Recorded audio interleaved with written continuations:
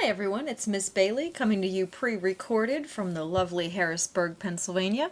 Welcome to our Introduction to Persuasion.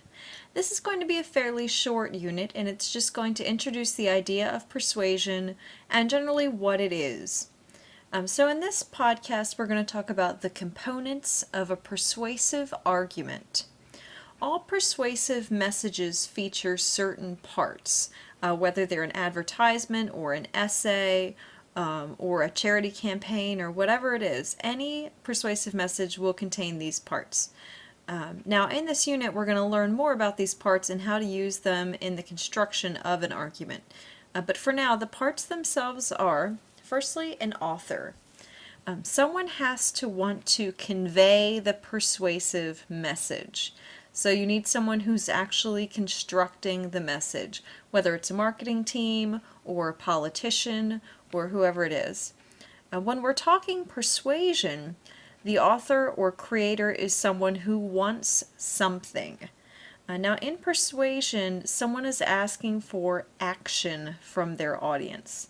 So the author might be someone who wants you to spend money on a product, who wants you to vote for them, who wants you to volunteer, to join their organization, whatever it is.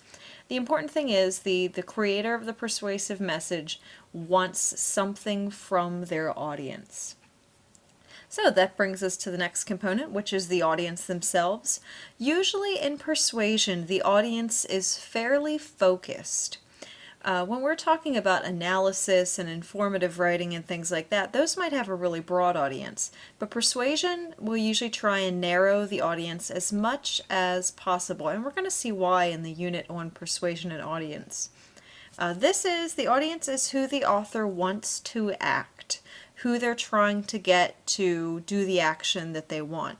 The audience will depend on what's being sold. Sold doesn't necessarily mean that it's a product. They might, an author might be trying to sell a certain opinion or political stance or organization or something like that. If the author wants to sell jeans, if they want to sell a product, their audience might, for example, be teenagers. If a politician is trying to sell their point of view and get voters, the audience might be people who are undecided or who haven't voted yet. So the audience really depends on what is being sold in that instance. The third component is a point. All persuasive messages have a point. This is what the author wants to achieve. The point in persuasion is what the author wants to achieve. In persuasion, this is, like I said, always an action. The point might be to get you to buy something. The point might be to get you to vote. The point might be to get you to volunteer, to protest something, to join an organization. But there's always a point to producing a persuasive piece.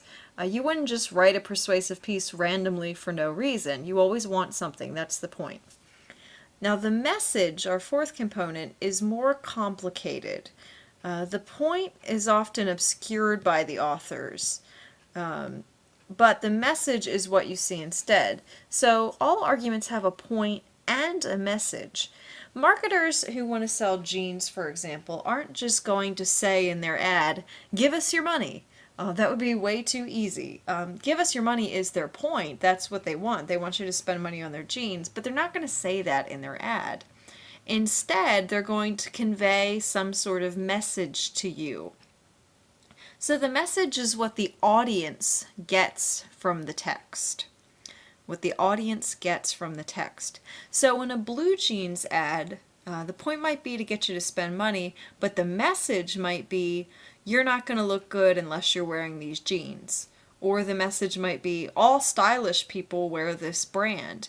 There's going to be some sort of message that's going to appeal to you to make you buy the jeans. Because if they just say, "Give us your money," you're probably not going to do it. But if they say, "All stylish people are wearing this," there's a better chance you're going to do it. So the message is what you get when you look at the persuasive piece. The last component of a persuasive argument is support. Like any kind of text, persuasive pieces use support to back up their claims. If a marketer claims that all the stylish people are wearing this brand, they might show images of celebrities in those jeans. They might show other jeans in an unfavorable light. They might show attractive people in glamorous settings wearing those jeans. So there's lots of support to back up the message that they're trying to convey to you. We're going to hear a lot more about supports in the module that's dedicated completely to persuasive technique.